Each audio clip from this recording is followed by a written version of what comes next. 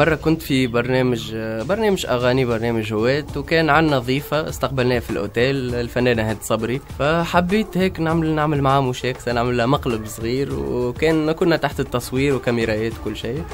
عملت لها قهوة من إيديا، صنع إيديا، وكانت كلها ملح. يعني قصدت باش تكون مالحة، فاخذت القهوة وشربت، وعلى أساس يعني مستنين رياكسيون على الكاميرا انها تعمل شيء، فالمسكينة قاعدة تشرب في القهوة مع الملح.